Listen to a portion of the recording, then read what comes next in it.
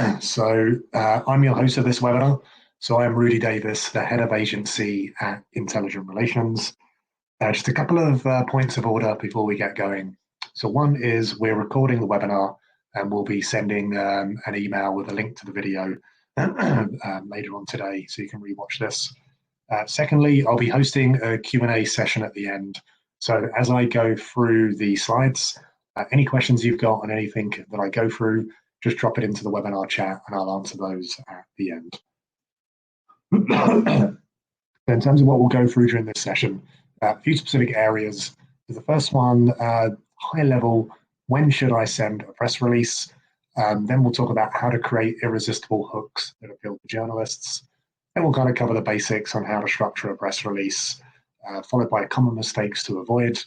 Then we'll look at the best ways to distribute a press release, so distribution services versus manual pitching and which might be right for you. And then lastly, how to direct a pitch to journalists the correct way. And as I say, at the end, we'll be having the question and answers. So in terms of the very first thing to do is when should I send a press release? So there's a golden rule we always stick to with all of our clients within Intelligent Relations. And that is never send a press release just for the sake of sending out a press release. We find that a lot of people, when it comes to public relations and how to get media coverage, sort of the default option is always to send a press release. But really, you only want to announce something, you only want to send out a press release when you have something to say. So we always put it through the newsworthy test when we're assessing whether or not a client of ours kind of has something that would actually be worthwhile sending out as a press release. Now, this is not an exhaustive list, but it kind of gives you an idea of when to and when not to send a press release. So on the when to send a release side, and there's a few things that we think, broadly speaking, you should usually always send a press release out for. So one is a launch announcement. If you're launching your business, it's always good to put out a press release just to kind of put your stake in the ground. Secondly, any kind of major funding announcement. So you've secured seed funding, you've secured Series A, Series B type funding, put out an announcement to publicize that.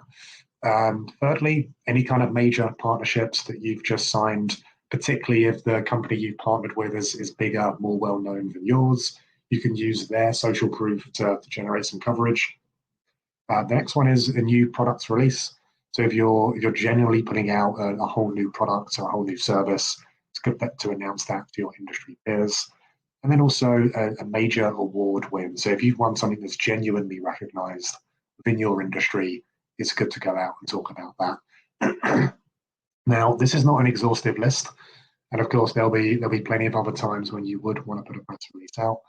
But moving to the other side, in terms of when you probably don't want to do a press release and other things may be better. So number one, if you simply just have a promotion, you have a sale going on, you have cut price, subscription offer, anything like that, that's not a press release, that's a sales promotion. Don't put that out as a press release, as no one's going to pick that up. Secondly, like a minor product update, you fix some bugs, you've released a couple of small new features, send a circular out to your customers, to your users to let them know about these cool new features. But again, it's probably not going to be of interest to the media. If you've got sort of a small event happening, you're hosting a really small event where maybe some clients, industry peers are attending, once again, probably not going to be too much of interest. And then the last couple of kind of things we sometimes see people put releases out for, sort of thin research findings are often quite hard to place in the media.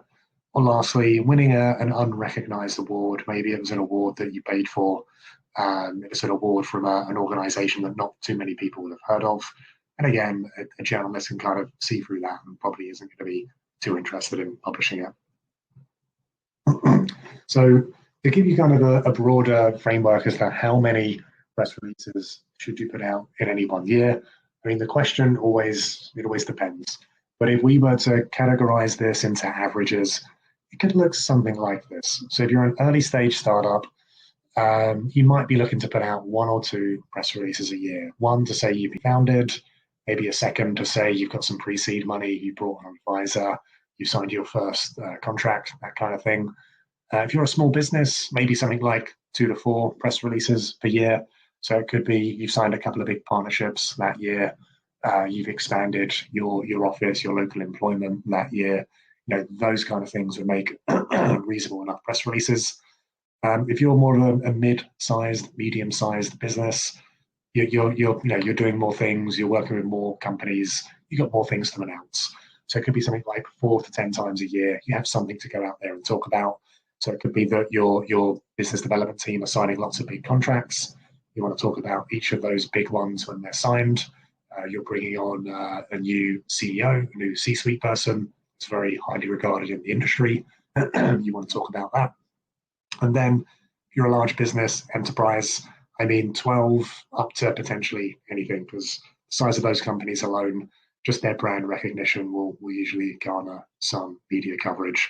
But a lot of people, when it comes to trying to figure out press releases and how many should they send, they might be in the first 2 columns: early stage startup, small business, and it is the less is more approach, where when you have something genuinely newsworthy to go out there with it.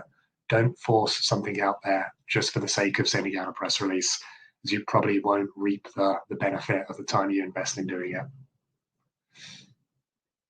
So next section, how to create an irresistible hook. So kind of golden rule number 2 that applies to this, that we always coach our clients in, is you got to explain why your announcement is newsworthy in the actual press release. Oftentimes it's simply announcing the thing you've done, the news you have, may not actually be enough to get the attention of journalists to write about you. So instead, you've got to develop something that in the industry we refer to as a hook. So that kind of really means you're placing the announcement, you're placing your news into a broader industry context, and you're explaining why our news is relevant beyond just our own company. So some ways to do that. It could be highlighting the fact it solves a bigger problem, that your news addresses a need, it's progressing towards a bigger goal, you've just achieved a goal, or maybe you're sort of providing new insight, challenging the orthodoxy. Now, I know that a lot of those terms, it's quite kind of abstract, creative thinking. So I always find the easiest way to kind of learn is to learn by example. So here's a few ways we've actually done that for some of our clients that we work with, and have managed to get them a good amount of media coverage, which may otherwise have been fairly dry, run-of-the-mill type press releases. So the first kind of example is what we sort of refer to as writing a press release with a hook that's sort of addressing a wider issue within an industry that those people in the industry are very aware of. So they're interested in writing stories about this issue, about how people are trying to solve the issue. But in this case, this was a legal technology company, an online group of lawyers in the UK that provide the service when you move house and you need to exchange contracts between buyers and sellers. A lot has been written about the shortage of lawyers within that industry, which was really backing up people's ability to buy and sell houses and exchange contracts. So in this case, the company was opening a new office, and as part of the new office, they were opening up an apprenticeship scheme where they were going to hire people from the local area, school leavers, college leavers, and train them to become qualified lawyers to provide this service. That by itself may not be that interesting. So we gave it a spin and we gave it the hook that this company is trying to solve this very well-known problem, the shortage of conveyancers, by opening up a recruitment academy or opening up an apprenticeship academy. And we found that really piqued the interest, particularly of industry publications covering their industry. So we had a lot of titles along the lines of aiming to address the industry's recruitment problems, fixing conveyancing recruitment, online firm opens apprenticeship academy. So we sort of turned quite a dull story about company opens office into a bigger story around how a forward-thinking company is trying to solve this problem that everyone is currently grappling with in their industry. The second example, what we kind of call the local angle. So if an announcement is very specific to a local area, maybe the area that the business is based, then look for a way that you could build out an angle and that explains what the benefit is going to be to that local area. Sometimes it needs to be more than simply, local company creating jobs in local area. There's a lot of companies, thankfully, creating a lot of jobs in a lot of local areas. So you might need to look a couple of layers deeper to find out what other stories you can pull out of that. So in this example, it was an online coffee exporter, wholesaler. So they were opening an incubator in a city in Colombia, in Medellin. And the story we came up with in this case was Medellin, when it comes to Colombia, isn't that widely known for its coffee cultivation exportation. There's other cities that are a lot more well known and where a lot more trade is done in that industry. So we rolled out a story that this company and the firms they were working with were trying to put Medellin on the coffee map in Colombia, and we provided some framing around how the city hasn't kept pace with other areas of the country that have got much more advanced coffee exportation industries. Again, we found that piqued interest at a lot of coffee trade publications, a lot of local publications reporting on the city, and we were able to get a lot of media coverage of magazines, websites, newspapers talking about how this company is trying to put Medellin on the coffee map. And then the last example here, which is you can sort of call it the first of its kind angle. So this may be where you're launching like a product or a service, and you're providing something that is going to be genuinely new, that hasn't really been done before, or hasn't been applied to that industry or that use case for calling that fact out. So in this case, this client provides chatbots for sports teams, so fans can interact with their chatbots for things like ticket inquiries or looking up highlights or buying merchandise. And in this case, this was the first time they were partnering with a team in the NBA, and we really called out that fact and called out the AI technology that's behind it. Kind of explained that this is relevant because no other teams in this league are doing this thing, and it's sort of part of a wider trend of teams using technology to get more engagement from their fans and drive more revenue from their fan base. And we were able to get a good amount of coverage, such as in NBA.com, other particular sports publications that kind of saw the novelty of this once we sort of explained it in the hook that we built within the press release. So that's how to build a hook, and that's a little bit more conceptual. You need to think before you write the piece. How can I frame this within an industry context, a local context, the sort of problem solution context? Once you've done that and you actually sat down to write the piece, there's some kind of basic structure, best practices that you should stick to, because that's what journalists expect. And if you give them something they expect, they'll be more likely to work with it and write that up into the story. So in terms of how to structure a press release, they really follow a very conventional way of writing. And this breaks it down at a very high level. So at the top, your title, explaining in as few words as possible just what you're announcing. Underneath, a subtitle that explains maybe a little bit more context, or maybe unpacks a little bit what the hook of the announcement is. The first paragraph is the who, what, when, where, why of the announcement, just the high-level information. Then as you get into it, the second, third paragraphs unpack a little bit more detail, provide a little bit more context, and build out that hook that sort of places your news into that broader context. The fourth paragraph down is usually where the quote comes in from the CEO, from whoever at the partner side, if it's a partnership announcement, providing a first-person perspective on the news. And then the final paragraph in the main body, that's the very specific technical information, such as a call to action, where the product can be found, those kind of things. That's more, doesn't need to be up top. It's just a little supplementary information that can be contained at the bottom. But at the end, most journalists will expect a boilerplate about the company. So in a couple of sentences, they learn exactly what the company is, what the company does. They don't need to Google it. And then lastly, it's expected that there's contact details at the bottom, name, email address at the minimum, phone number ideally, of the person at the company side that will handle any queries from the press. And then when it comes to writing the piece as well, another important bit of framing is something we refer to as the inverted pyramid and the 5 whys. This is how any kind of current affairs news article is written. This is how journalists are trained to write. And again, it's how they expect press releases to be written when they're then sent to them. So in terms of the inverted pyramid, it's putting the most important information at the top. Most people will only read the start of an article, so they need to have all of that information placed up top. So within the first section, you summarize the key points. So these are the 5 W's. So who is the press release about? What is it announcing? When is it happening? Where is the company based? Why is the company doing this? That needs to be explained in the opening paragraph. We then get to the middle of the pyramid. This is the placing it within a wider context, providing more information. So here you can provide data points, unpack the why. So this is explaining the hook, why it matters, providing quotes to get across specific perspectives in the first person. And then at the bottom of the pyramid, this is the other useful information. So smaller details, finer points, any CTA you want to put in there. And then finally, the boilerplate information about the company.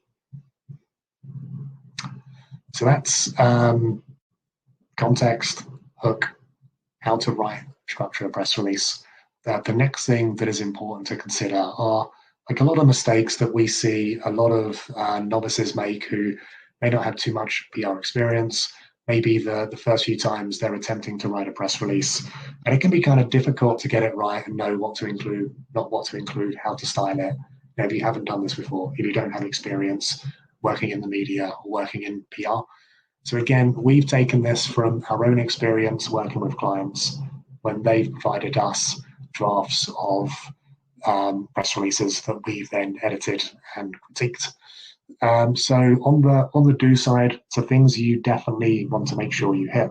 So the first one is just when it comes to word count, length, like less is always more. Like keep it short. Ideally, it should fit onto about 1 page of a Word document at a regular font size.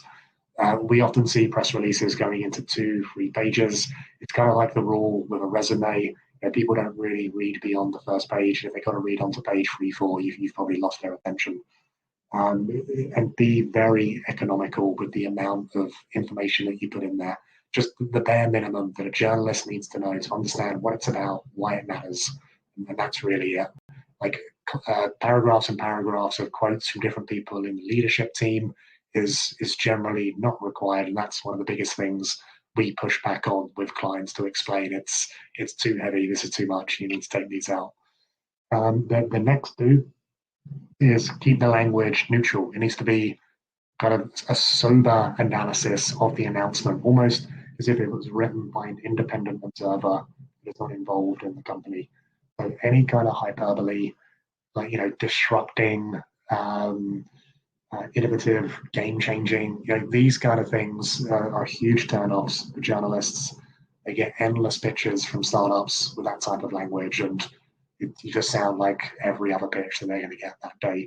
If you send something that's constrained, sober, analytical, like an article you would read in a serious daily newspaper, that's the kind of language that a journalist responds to, that a journalist respects. So that's the kind of language that you need to hit in a press release. Next point is really a continuation of the above. So write it like a news article. It's factual, it's objective, it's not opinionated. It's not biased towards the company, against the company. It's an objective statement, overview of facts based within a broader context. The next point, and this is something we sometimes see people slip up on. So write it in third person. So it's from the perspective of an independent observer looking at the announcement and reporting on it. And the one exception is when it comes to the quote. So the quote is written in first person. And the paragraph where you write the quote, that's where you can get in more subjective language, a more personal take, because it's written in the words of the CEO, the founder, the owner, the partner, whoever's going to write that piece. Save any kind of objective language, so subjective language for that. And then the last point, write it at the level of the target audience. If you're in deep tech, if you're in Web3, IoT, you're writing an announcement about a new tech stack, you're sending it out to blogs, publications that report on that industry, the readers are going to be at a very technical level. They're going to be at your level. You need to write it appropriately pitched at that level. If you're going after maybe publications that report on your local city. It's going to be for a much more of a general, educated layman type audience. So it needs to be pitched at a much more general level. It needs to avoid technical terminology, industry terms that the average reader isn't going to be familiar with.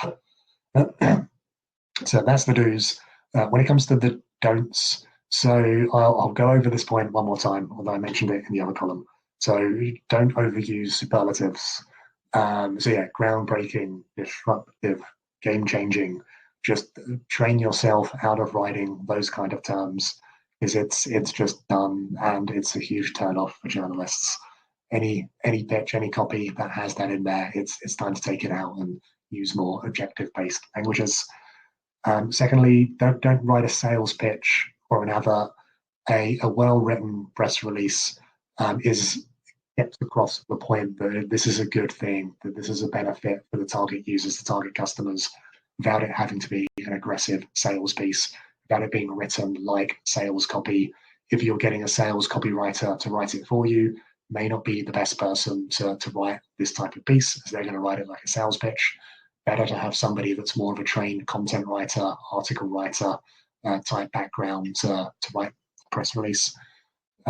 Thirdly, subjective language. So we've already gone through this, but just to reiterate, don't come at it from a personal, subjective, biased angle. You're an independent observer providing sober analysis on the news. And lastly, don't write it any longer than it needs to be.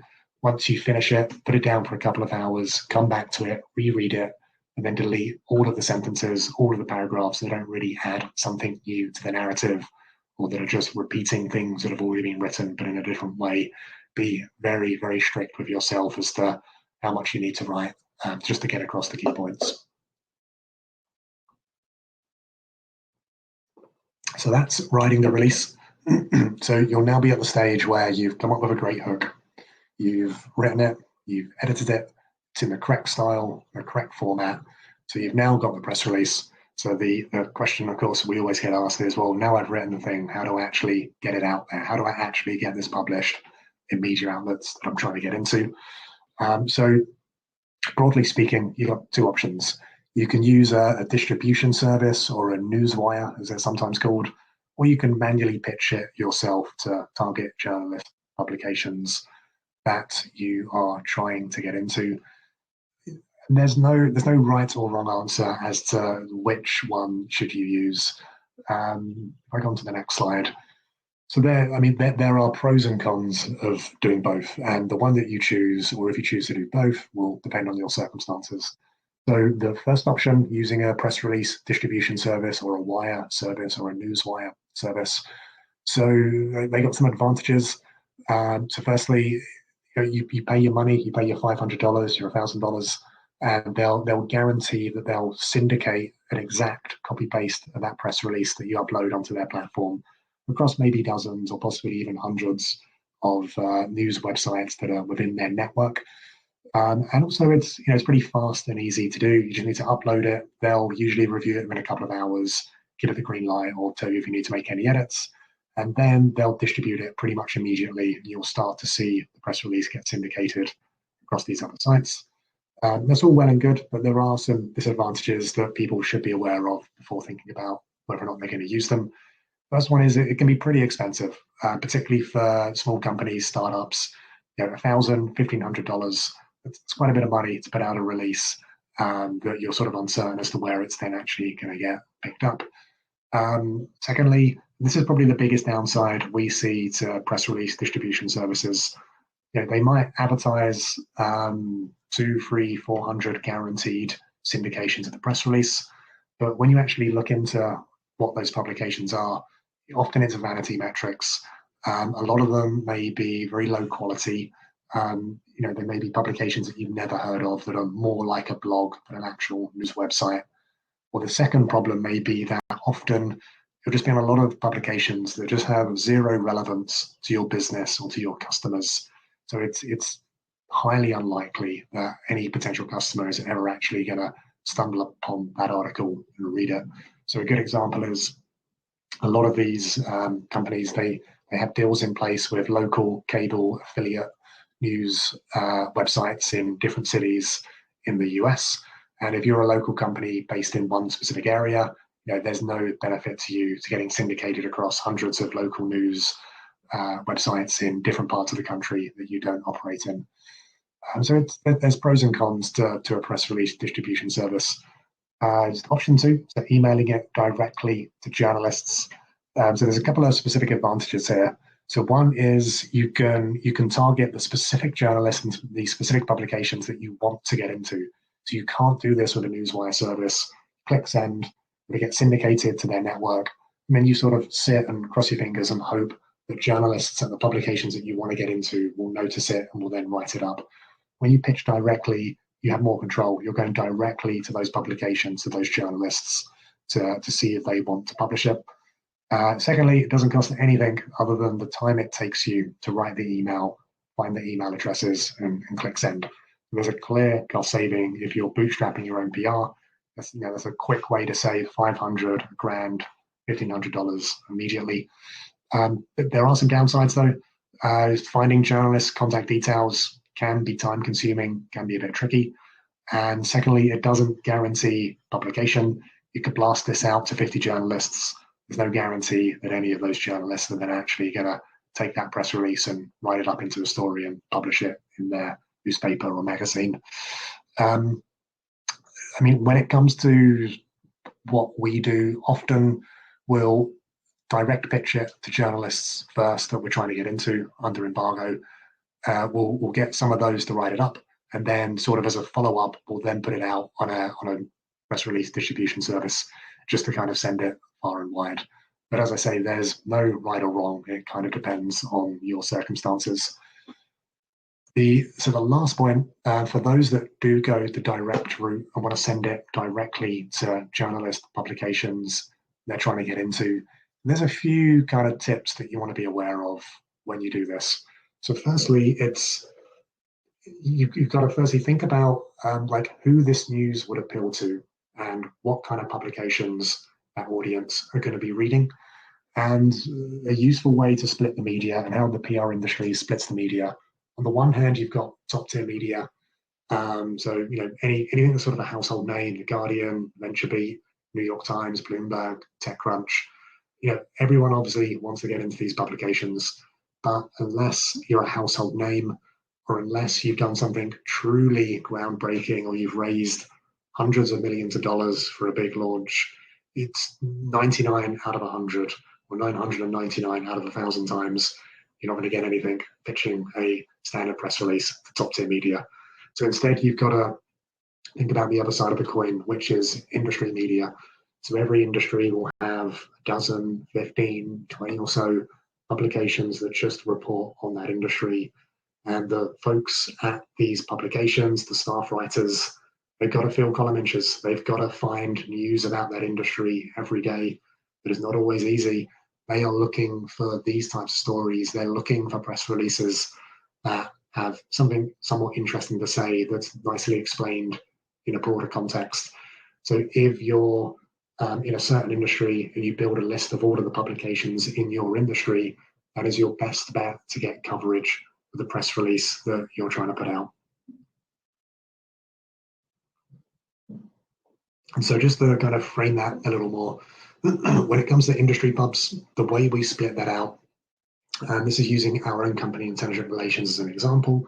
So we always think about the industry publications that apply directly to the industry that we are in, and the industry publications that apply directly to the industries that our clients are in. And that's how every business can kind of look at this. So from ourselves, we would, when it comes to our own industry, we'd want to list out all the publications that report on PR, marketing, advertising, and SEO. When it comes to our clients' industries, our clients are in dozens of industries, but we have a cluster of clients in these kind of industries: tech, financial services, cybersecurity, healthcare. So if we wanted to get into those publications because we want our clients to read about it, we would then build lists of the publications that report on each of these industries.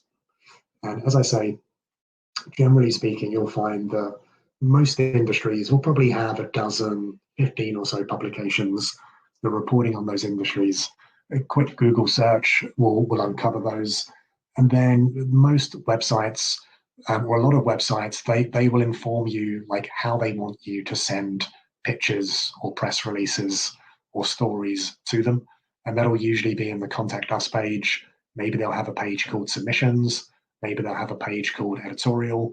If you look around the site, you look on those pages, most of those sites, they'll tell you how they want press releases sent, how they want story pictures sent, and the email addresses to send them to. So with a little bit of work, with a sheet open, you can start to build that out, the names of all of the publications, the email addresses, and then you've then built a quick database that you can then manual pitch your press release out to publications that are going to be the most likely to be interested in it.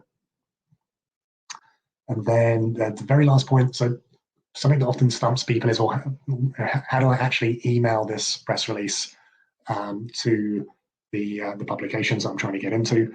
So a couple of real high-level do's and don'ts. So one is at the top of the email, just write a really brief summary. Hi, just getting in touch as I have an announcement that I thought could be of interest to your audience. A couple of paragraphs and maybe a couple of bullet points, just explain at a very high level. As a high-level summary, here's what we're announcing, X, Y, Z, and I'm copy-pasting below a complete draft of the press release. And underneath that main email, you put a copy-paste of the press release. Don't include a PDF or a Word attachment or a link to a Google Doc. Journalists don't like clicking on attachments or links from random emails they've received from random strangers. So it could be a virus. So the best way to do it, a quick, brief kind of cover letter and a copy paste of the press release directly underneath, then send that out to all of the publications you've built on your list. Okay, so that is, how to get more out of your press releases. To kind of recap the key points, you want to be very strict on yourself as to when you put a press release out, as to what is newsworthy and what isn't, and just put out those announcements that genuinely are newsworthy.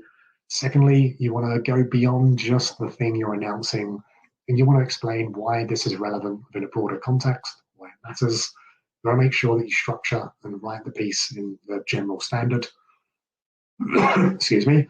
And then you want to decide whether or not you use a distribution service or you direct pitch it. And if you direct pitch it, you want to target the publications that are going to be the most likely to publish it, find their contact details, then email them the correct way. So that concludes that part of the webinar. So in terms of questions and answers, let me switch back to the presentation.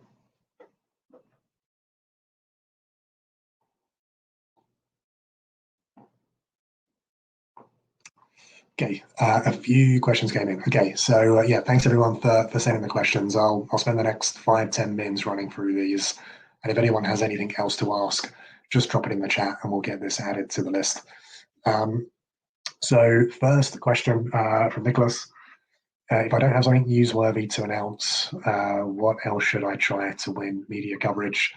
Yeah, that is a really good question, Nicholas. And of course, if we're saying be really strict about how many press releases you send out in a year, what else should you be doing to get media coverage? So this really is where like a bigger PR strategy comes into play, and being able to go out to the media when you don't actually have anything to announce yourself. There's a few ways to do that. One is thought leadership pitching, sort of op-ed pitching to publications. So a lot of those industry publications I just spoke about will also accept articles that you write yourself that's kind of providing an opinion on the industry. That's a really good way to get coverage. Secondly is sort of news checking. When there's a big story, big announcement in your industry, you pitch yourself, the journalist, offering sort of your opinion, your take. If you have data, then you can also kind of get stories out of the data and find ways to talk about that. So there's a few ways that you could do that. Okay, on to the next question. Okay, I think you might not be able to see my sheet. I'm going to move this onto the other tab.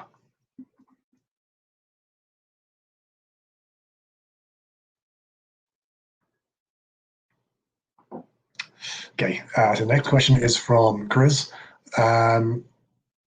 Would you say there are stories worth promoting via press release? For example, how can I keep my company in the news instead? Yeah, good question, Chris. Kind of similar to the previous question. So yeah, I think anything that doesn't really pass those tests that I spoke about in the presentation. Yeah, anything that's sort of just blatant promotion, it's advertising the fact the company has a promotion on. Maybe anything that's like a minor hire, or like you're just creating a few new jobs at your company. You've signed a partnership that's pretty run of the mill with a small company. You know, those kind of things are not going to be of great interest to journalists. So yeah, it would be better to do other techniques like I just described around thought leadership pitching, newsjacking, those types of things to stay in the news. Next question from Felipe. What do you think are the best press release distribution services? Which ones would you recommend? Okay. So for this one, it kind of depends. So if you're looking at affordability, newswire.com is pretty affordable. Their cheapest press release is around, I think, $400, $450. That'll guarantee some syndications in some publications. If you want to go for something that will guarantee placement in a few outlets that maybe have some brand recognition, such as Business Insider, Market Watch, there's another company called Access Wire that's around $750, $800. That will guarantee placement into some of those more prestige publications. As to which one I'd recommend, it all depends on budget and what your sort of expectations and hopes are, but those would be two good ones to look at. So from Camilla, roughly how many journalists should I send a press release to? Yeah, no specific right or wrong answer to this. It more depends on how many publications that are relevant to the thing that you're announcing are there out there, and how many journalists work at those publications. So say you work in, you're an insurance company, you have something to announce, there's around 15 decent enough online publications that report on the insurance industry. You'd want to email each of those publications, and then maybe some publications in adjacent industries such as financial services. And then you'd probably stop there. You don't want to just add more people for the sake of adding more people if they're not actually relevant to the thing being announced.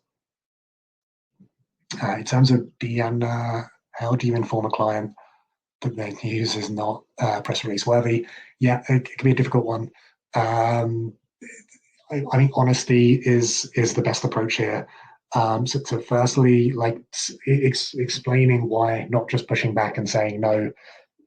So kind of explaining that it's a tough game. These journalists get pitched dozens, if not hundreds of press releases on a weekly basis. And it's better to keep your powder dry, that if you contact them little but with really good stories, they're much more likely to then publish those.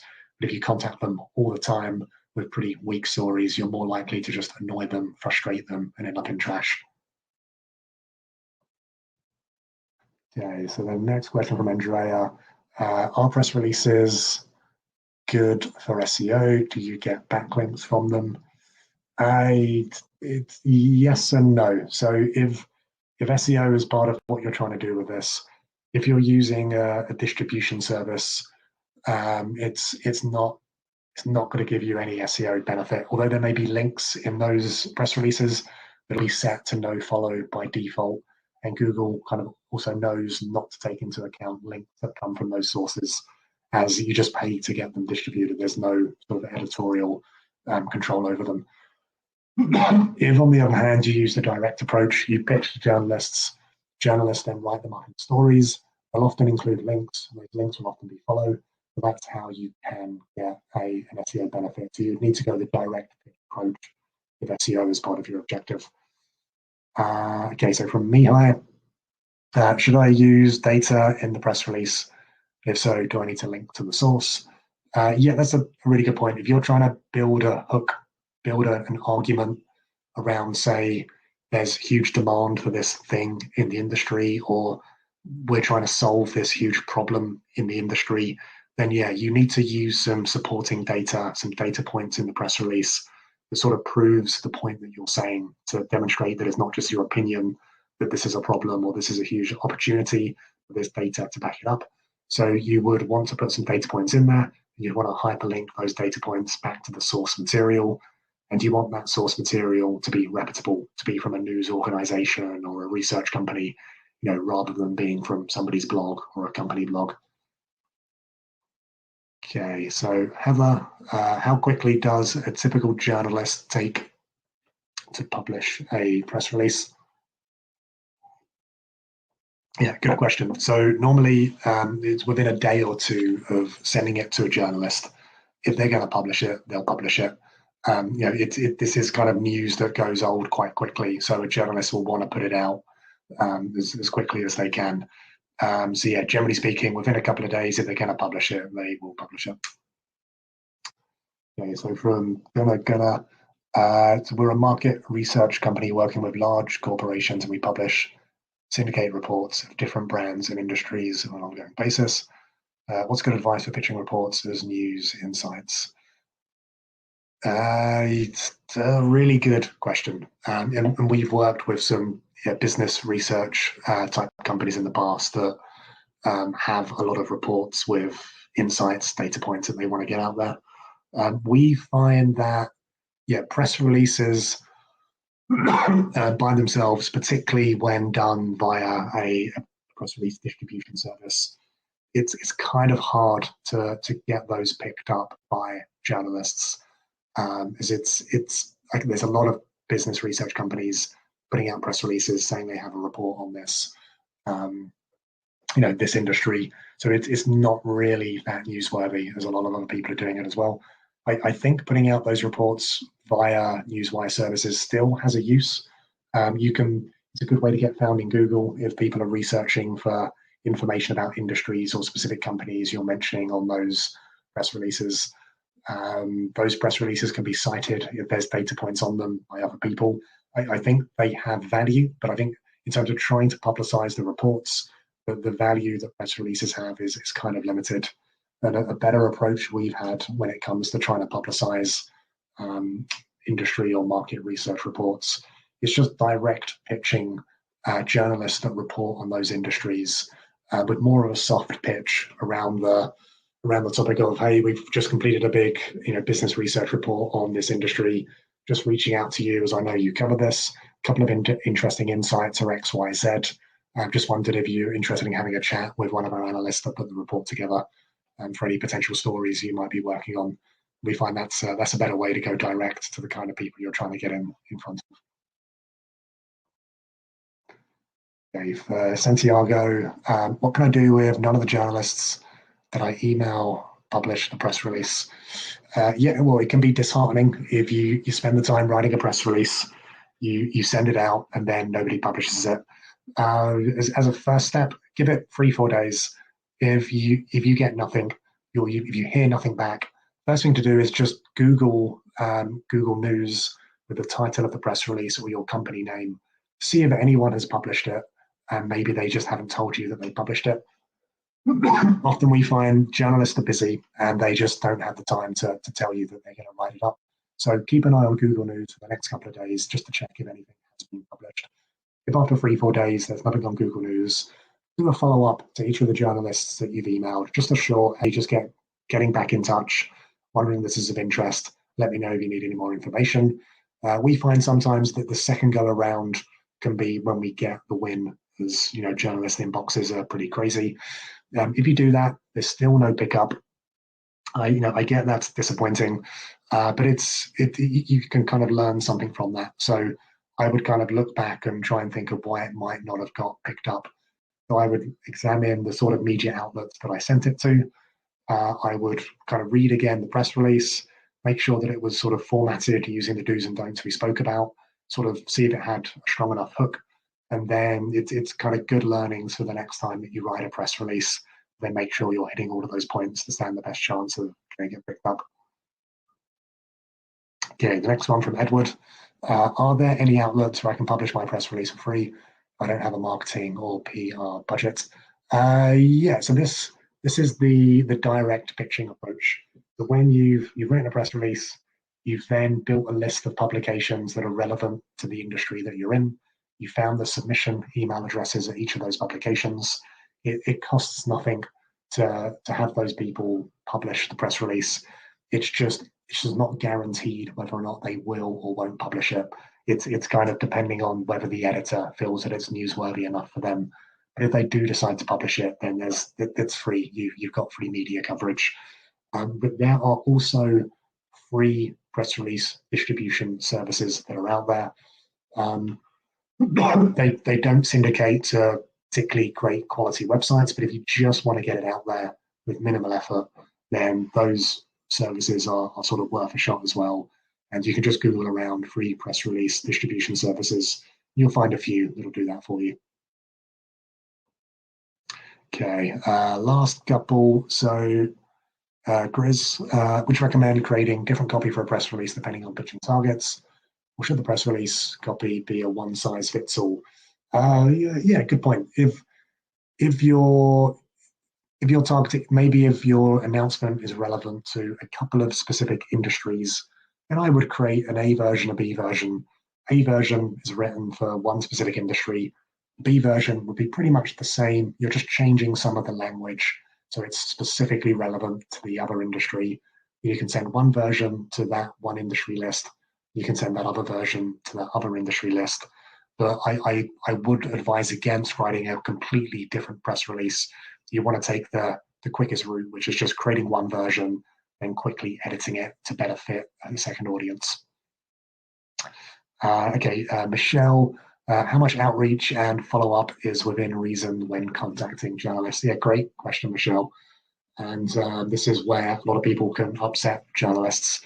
So when it comes to a standard press release, it's really the two hits. So it's the initial email pitch, sending it out to the relevant journalists, the short kind of cover email, the copy paste of the press release underneath. And then, as I say, 3-4 days later, if they haven't published, going back with a follow-up, just trying to be helpful in your sort of email. After that, if they haven't published it, just accept it, let it go, move on. Don't kind of hassle them again, because you're probably just going to frustrate them. But you've then got that journalist or that person's contact details kind of saved in your Gmail, and it's reasonable enough if you then want to try and nurture a bit of a relationship with those journalists, to maybe contact them once a month with like a pitch idea, a story suggestion. You could even just get in touch to say you enjoyed a recent article that they wrote, or to provide your thoughts on a recent article that they wrote. Something like that once a month is pretty reasonable, and those kind of things can go a long way towards building a relationship. Okay, last couple. So, Gunnar again. Do you need to wait between pitching to different publishers in order to make them feel like they're getting some exclusivity? Yeah, that really, really good point. So, like, outreach can get quite complex when it comes to working out who to email when without treading on different people's toes.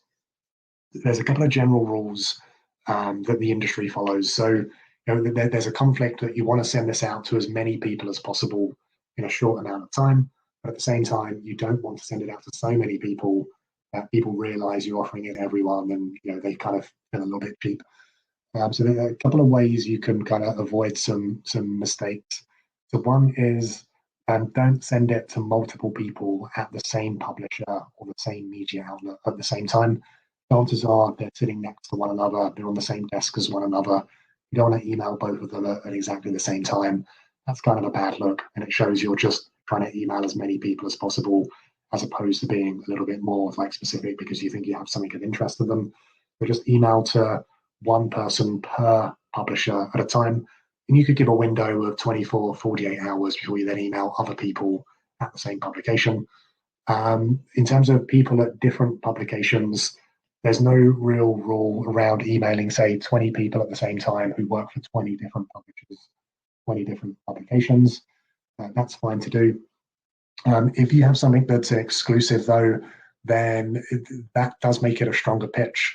And a way you could do that build a list, order the list from like your dream journalist at the top, and then downwards to the least desirable journalist to pick this up.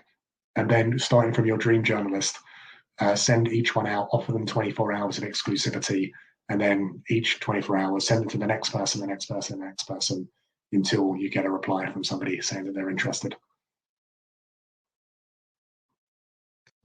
Okay, and then finally, Chris, if I'm sending an announcement under embargo, how long in advance should I start contacting reporters? Yes, that's a really good question. So under embargo means you have an announcement, but that announcement won't be going live and can't be reported on until a specified date in the future. It's a good way to let journalists know ahead of time that this thing is happening, but they can't report it until the given date. So this would often be when a product is launching, or maybe it's a partnership and that partner won't sign off the announcement until a certain date. There's many times when an embargo is needed. So when it comes to pitching this out, something kind of around 10 to, if it's a huge announcement for a massive company, you want to give it more time. So you might want to give that 2 weeks to give the journalist that you're going out to plenty of time to prepare. If it's maybe a smaller announcement for just an industry pub, kind of 7 to 10 days is around appropriate to start contacting reporters before the embargo date is due. So yeah, that's the question and answers. Thanks everyone for sending those in. If I've missed anything or you didn't get a chance to ask a question, you can drop me an email. I'll be sending out a recap email later today. So just reply to that email with any other questions that you've got. And lastly, I'm going to put up the very final slide in my deck, just to say, and I'll be sending this in the email as well. So a little bit of a sales pitch for our platform. So we've got a do-it-yourself PR platform that kind of automates a lot of the things that I've been talking about in this presentation. So it automatically finds the best journalists for your pitch. It automatically generates pitch emails based on your news. And you can just send those out to journalists using one click once you approve each of those emails. That is going to be offered at a free month for everyone that's joined the webinar today. And I'll send out an email afterwards with the promo code, link to the platform. You can check it out to see if that's something you're interested in. And as I say, use the code if you just want to try that for a month, see how you get on, and there's no obligation to renew afterwards. Okay, thanks everyone for joining the webinar, and I hope to see you again in December when we run the next one.